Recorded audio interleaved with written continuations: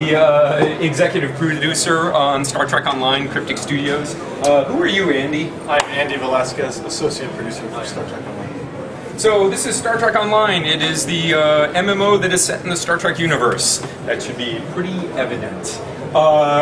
It takes place in the year 2409, which is 30 years after Star Trek Nemesis, which was the last major motion picture in the prime time line, as well as 22 years after the Hobus supernova that destroyed the Romulan homeworld and sent Nero and Spock back in time for that really cool motion picture that came out last May.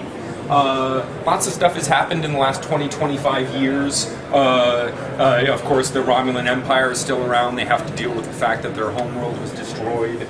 The Borg have returned. They're more powerful than ever and still bent on upon assimilation.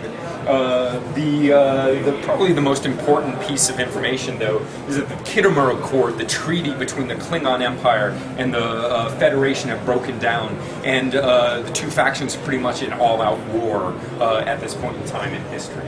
So that's really the first choice that you have to make when you start Star Trek Online, is what faction you're going to end up joining, whether or not you're going to be a warrior in the Klingon Defense Force, or whether or not you're going to end up being a captain in the Starfleet military.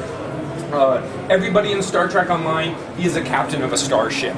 We weren't really that interested in making that game where you go down to the transporter room and press the button for 20 hours, level up, go to engineering, crank a wrench for a while, maybe you get to the bridge someday.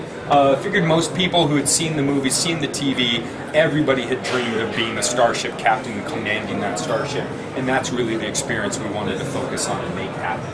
So Andy here is a lieutenant in Starfleet, in command of this light cruiser Miranda class vessel, and he has been tasked by Starfleet to deliver an ambassador to the Vulcan monastery world of Pajam. Nicely done, isn't it? See, he's getting so much better at it. Monastery planet, it's late on a Friday, we all get crazy.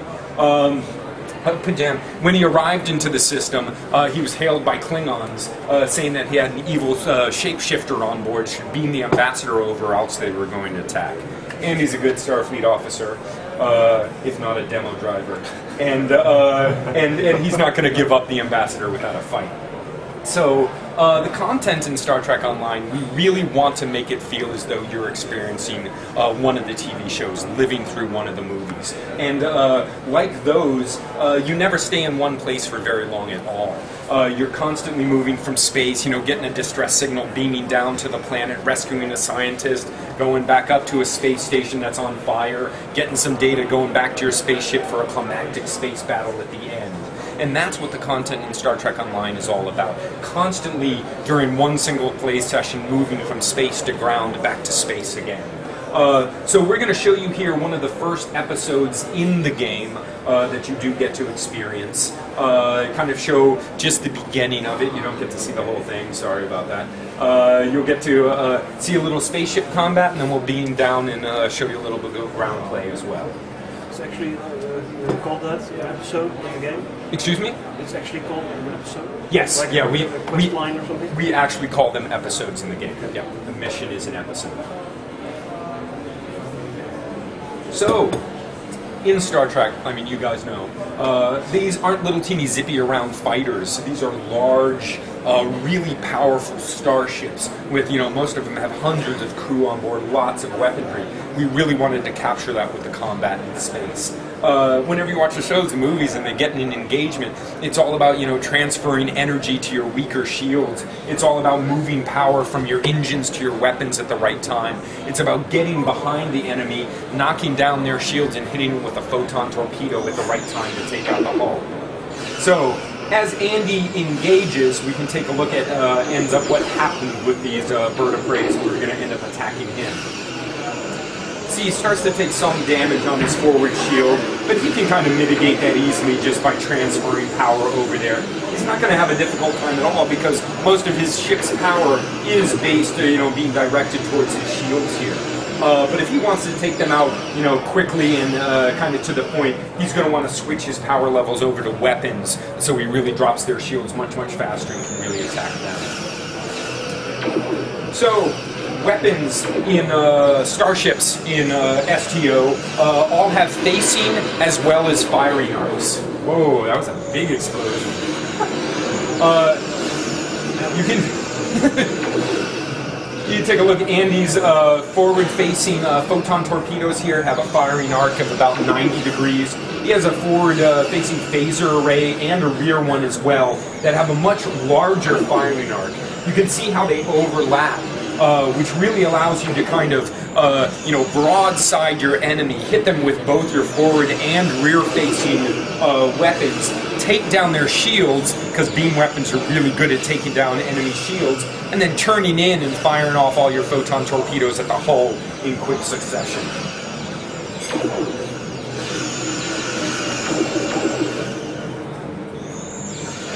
Is there any evading you can do, or when an enemy shoots a torpedo, you're pretty much locked on?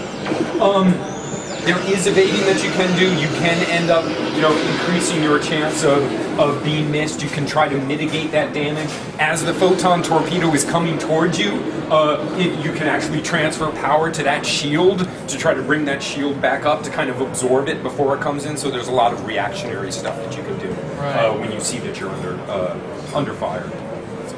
So, all starships in Star Trek Online have these basic systems, these basic elements. You see the throttle, the the shields, the power levels, being able to transfer that around, and your weapons with facing and firing arcs. As you get larger ships, you do get more weapons in the front, weapons in the rear. But really, all of that is the same across all starships. Where you get your really cool powers from in space combat in Star Trek Online is from your bridge officers. The shows, the movies, they're nothing if they're not about the crew. It's like what they know, it's the skills that they have, it's who happens to be on the bridge when that crisis happens. And that it really defines how the ship is going to behave. We wanted to take that idea of crew, that fundamental part of Star Trek, and make it a really big, important part of Star Trek Online. So bridge officers in Star Trek Online are really kind of MMO pets, but kicked up a notch to the next level. You name these guys, you customize the way they look, you level them up, you pick what skills they have, you level those skills up, you give them equipment for when they beam down on away team missions with you. They really almost become a secondary character, a part of who you are in the game. And so Andy here has the light cruisers, as we talked about, and that ship has 3 bridge officer stations on board. It has a tactical station, an engineering station, and a science station here. And he has 3 bridge officers already in those stations: Sasha, Mira, Jin, and Hope. All names that Andy picked just to make it difficult for me to say Sasha during the demo.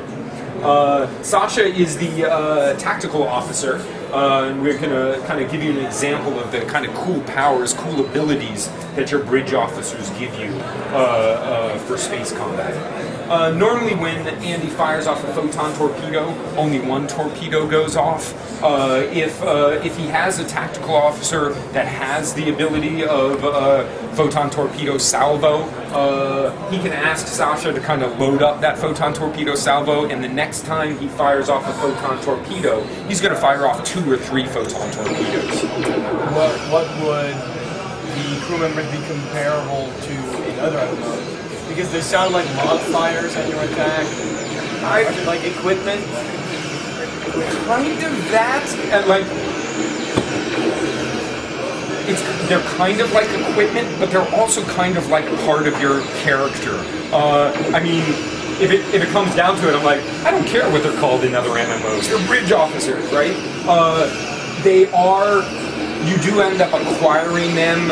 You gain access to more advanced bridge officers. Maybe you do an episode where you save the homeworld of a certain race. Bridge officers that are There are definitely rare bridge officers that are difficult.